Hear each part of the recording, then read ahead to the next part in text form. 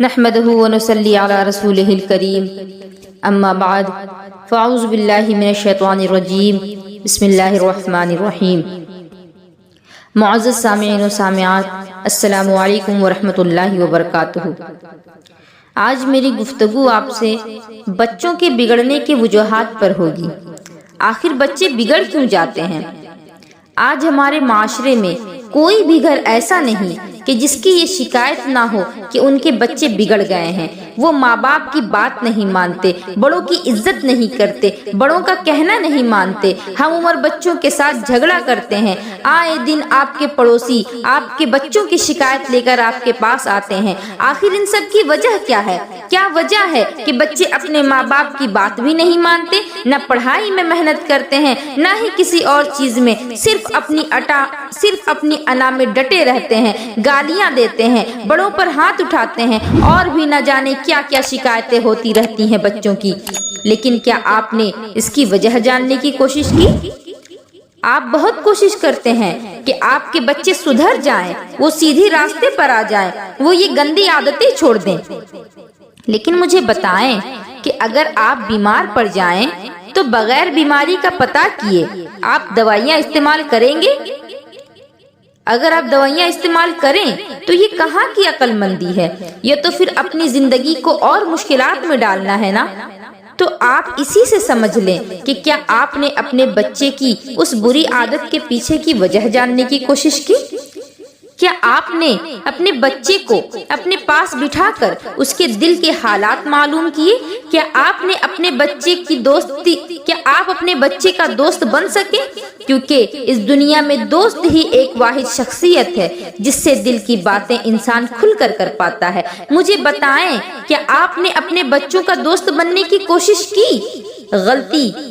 غلطی پر تو ماں باپ اپنے بچوں سے غصہ ہوتے ہیں، بچوں کو سزائیں دیتے ہیں، پر کیا آپ نے ان کا دوست بن کر ان کی اس غلطی کی وجہ جانی؟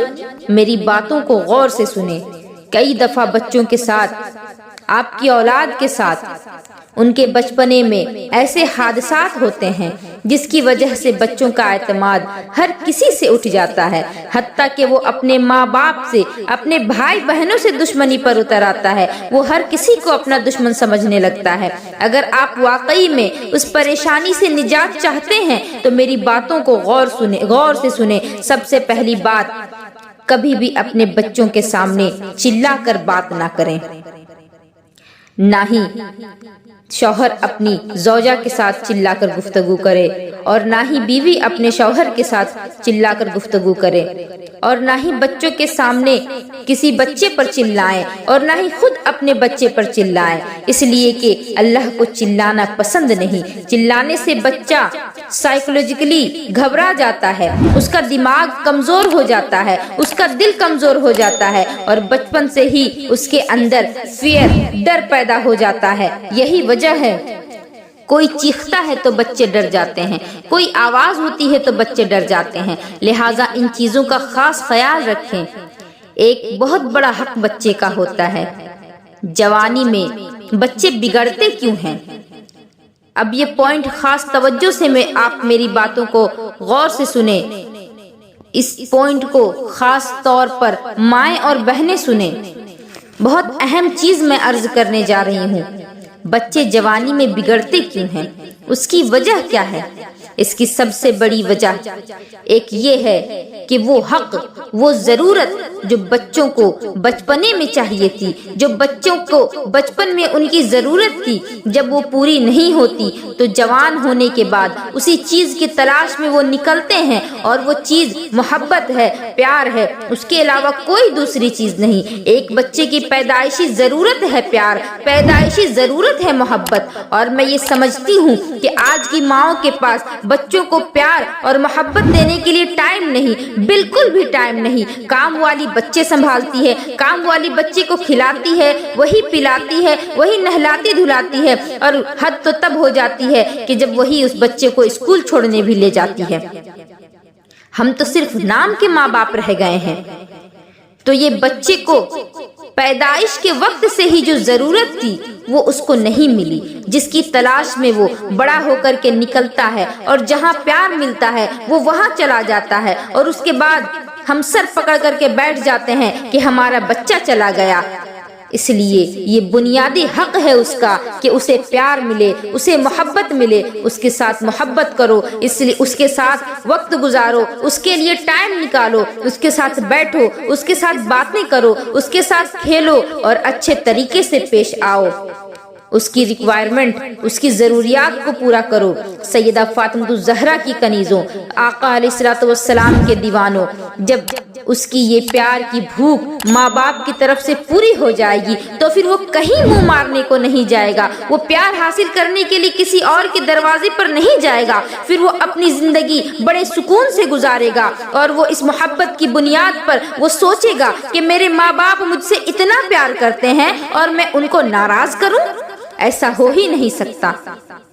لیکن آج افسوس کی بات ہے کہ ہماری خواتین کے پاس، ہمارے بھائیوں کے پاس اپنی اولاد کو دینے کے لیے پاس بھی اسے بھی احساس ہوتا ہے کہ میری بات کو کوئی اہمیت ہی نہیں، پھر وہ تلاش کرتا ہے ایسے شخص کو کہ کوئی اس کی بات توجہ سے سنے، اور پھر جب کوئی سننے والا اسے مل جاتا ہے تو پھر بچہ ادھر چلا جاتا ہے۔ ہم نے بچے کو وقت ہی نہیں دیا۔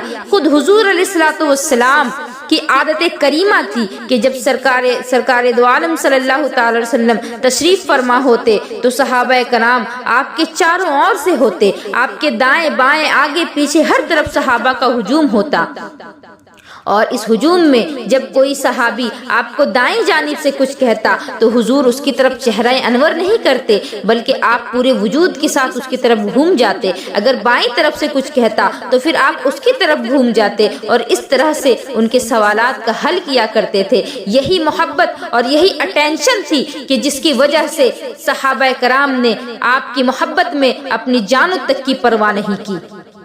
لیکن ہمارا حال یہ ہے کہ ہم اپنی اولاد کی بات کو نہ سیریس لیتے ہیں، نہ سنجیدگی سے سنتے ہیں، بلکہ ہمارا حال تو یہ ہے کہ ہمارے پاس ٹائم ہی نہیں اپنی اولاد کے لیے، اپنی اولاد کے بارے میں سوچنے کے لیے، ان سے بات کرنے کے لیے۔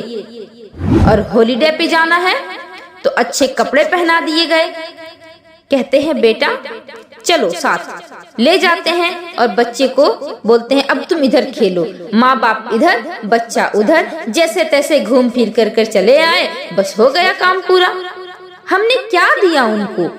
یہ بنیادی چیز ہے بچوں کے لیے، انہیں اتنا پیار دو، ان پر اتنا ٹائم سپینڈ کرو کہ ان کی خواہش اور ان کی خواہشوں کا احترام کرو، کہ جب تم ان کی خواہش کا احترام کرو گے تو وہ دل میں فیل کریں گے، محسوس کریں گے کہ میرے ماں باپ جیسے ماں باپ اللہ سب کو دے، کہ میرے ماں باپ میری اتنی کیئر کرتے ہیں، میری اتنی پرواہ کرتے ہیں، لیکن ہمارے پاس تو ٹائم ہی نہیں۔ خاص طور پر اس چیز کی ضرورت ہے کہ اپنے بچے کو ہم ٹائم دیں، ان کی باتوں کو سنیں، ان کو اٹینشن دیں اور ان کو محبت دیں۔ ایک اور بات ہوتی ہے، ہم ہمیشہ اپنے بچوں کی انسلٹ کرتے رہتے ہیں، کبھی اس کی کمیوں کے ساتھ سمجھوتا نہیں کرتے، ہمیشہ اس کی خامیاں نکالتے ہیں کہ بیٹا تیرے اندر تو یہ کمی ہے، تو اس جیسا بن ہی نہیں سکتا، تیرے پاس کامن سینس نہیں، دیکھ اس کا بیٹا کہاں سے کہاں چلا گیا اور تو ابھی تک وہیں کھڑا ہے۔ آپ بچپن سے ہی بچے کا مورل ڈاؤن کر رہے ہیں، اس کو احساس کمتری میں گرفتار کر رہے ہیں۔ بچے ہمیشہ یہ چاہتے ہیں کہ ان کی کوئی تعریف کرے، اور ہر کسی کو اپنی تعریف پسند ہوتی ہے، ہر کوئی چاہتا ہے کہ لوگ اس کی تعریف کرے، کوئی یہ نہیں چاہتا کہ اس کی برائی کی جائے۔ تو ایک بچے کی بھی یہ خواہش ہوتی ہے کہ وہ اپنے لیے تعریف کو پسند کرتا ہے۔ جب آپ چند بچوں کے سامنے اس کی تعریف کرتے ہیں کہ میرا بیٹا تو اتنا اچھا ہے کہ میرے بیٹے جیسا کسی کا بیٹا ہو ہی نہیں سکتا، تو پھر وہ خود میں پراؤڈ محسوس کرتا ہے اور کہتا ہے کہ میرے ماں باپ کہتے ہیں کہ میں اچھا ہوں، میرے ماں باپ کتنے اچھے ہیں، اور اگر یہ نہیں ہوتا تو جو اس کی تعریف کرتے ہیں وہ ادھر چلا جاتا ہے، اور بچے کے دل و دماغ کے اندر اپنے ماں باپ کے ساتھ بغاوت پیدا ہو جاتی ہے کہ انہوں نے مجھے کسی قابل سمجھا ہی نہیں اور پھر وہ اپنی دوسری راہ اختیار کر لیتا ہے۔ لہٰذا میرے بھائیوں اور میری بہنوں، اپنی اولاد کے ساتھ یہ رویہ نہ کرو، بلکہ تم ان کے دوست بن کر کے ان کے ساتھ رہو، اور اگر اس کے کام میں کوئی کمی ہو بھی تو اس کو سمجھاؤ، پہلے اس کی تعریف کرو، اور پھر جو کمی ہو اس کمی کو پھر بتاؤ کہ بیٹا اس کو اس طریقے سے کرتے تو اور اچھا ہوتا۔ ایک اور بات ذہن میں آ رہی ہے کہ کبھی آپ اپنے بچوں کا برتھ ڈے مناتے ہیں، آپ اس کے لیے کوئی گفٹ لاتے ہیں اور وہ گفٹ اپنے بچے کو دے دیتے ہیں۔ اب دوسرے بچے بھی جو برتھ ڈے منانے کے لیے آئے ہوئے تھے، انہوں نے جب دیکھا تو اس بچے سے مانگا کہ مجھے بھی اپنے کھلونے کے ساتھ کھیلنے دو۔ جیسے آپ نے اپنے بچے کو کار لا کر کے دی تو دوسرے بچوں نے کہا کہ مجھے تمہاری کار کے ساتھ کھیلنا ہے، مجھے بھی کھیلنے دو، تو یہ کہتا ہے کہ میں نہیں دوں گا، یہ میری ہے۔ آپ باپ تھے، آپ وہاں کھڑے تھے، آپ نے کہا بیٹا دے دو، اب بچہ نہیں مانا تو آپ نے کیا کیا کہ کار اٹھائی اور دوسرے بچے کو دے دیا۔ اب وہ بچے لگے کھیلنے اور آپ کا بچہ لگا رونے، وہ بیٹھ کر کے رو رہا ہے۔ آپ کا یہ طریقہ بالکل غلط ہے۔ آپ اس کام کو اس طریقے سے کریں کہ آپ نے بچے کو، اپنے بچے کو بھی آپ خوش کر دیں اور دوسرے بچے کو بھی آپ خوش کر دیں۔ آپ نے تو دوسروں کے بچوں کو خوش کرنے کے لیے اپنے بچے کی خوشی چھین لی۔ وہ اپنے برتھ ڈے کے موقع پر بہت خوش تھا، لیکن دوسرے بچوں کو خوش کرنے کے لیے آپ نے اس کی کار دوسرے بچوں کو دے دی اور اپنے بچے کو اداس کر دیا۔ آپ کو چاہیے یہ تھا کہ آپ بچے سے اس کی خواہش پوچھیں کہ کیا بیٹے آپ پسند کرتے ہیں کہ آپ کی گاڑی سے آپ کے دوسرے دوست بھی کھیلیں؟ وہ نہ کہہ ہی نہیں سکتا، وہ کہے گا ہاں بالکل، مجھے کوئی اعتراض نہیں، مجھے خوشی ہوگی کہ میرے کھلونے کے ساتھ میرے دوست بھی کھیلیں۔ اس طرح سے بھی کام بن جائے گا اور آپ کی عزت بھی رہ جائے گی اور آپ کا بچہ بھی خوش اور دوسرے بچے بھی خوش ہو جائیں گے۔ ہم تربیت ہی نہیں کرتے، ہمیں تو بس ڈانٹنا آتا ہے، اور مجھے تو بہت سے ایسے ماں باپ پر حیرت ہوتی ہے کہ جب وہ گھر میں داخل ہوتے ہیں تو بچے ان کے ڈر سے چھپ جاتے ہیں کہ نہ جانے اب یہ ہم پر کون سی قیامت توڑیں گے، اب ہمارے ساتھ یہ کون سا رویہ اختیار کریں گے، اور وہ ماں باپ اس چیز کو اچھا سمجھتے ہیں۔ اور ایک چیز ایسی ہے، یہی ایک چیز ایسی ہے جو ہمیں غیروں سے سیکھنی چاہیے۔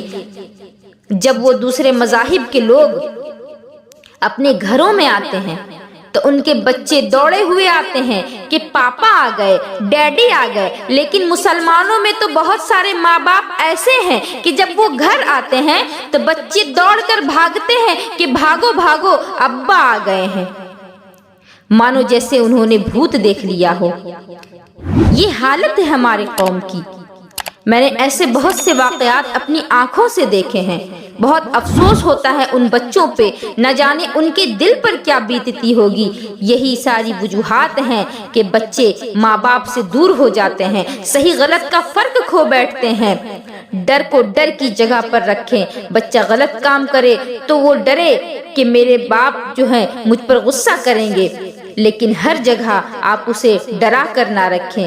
جہاں پیار کی ضرورت ہے وہاں پیار بھی کریں، ورنہ انہی چیزوں کی وجہ سے بچے بغاوت پر اتر آتے ہیں۔ گھر کے ماحول کو ایسا بناؤ کہ جب آپ گھر آئیں تو بچے دوڑ کر بھاگے نہیں، بلکہ دوڑ کر آپ کے سینے سے لگ جائیں کہ میرے ابا آ گئے، میرے ابا آ گئے۔ وما علینا الا البلاغ۔ السلام علیکم ورحمۃ اللہ وبرکاتہ۔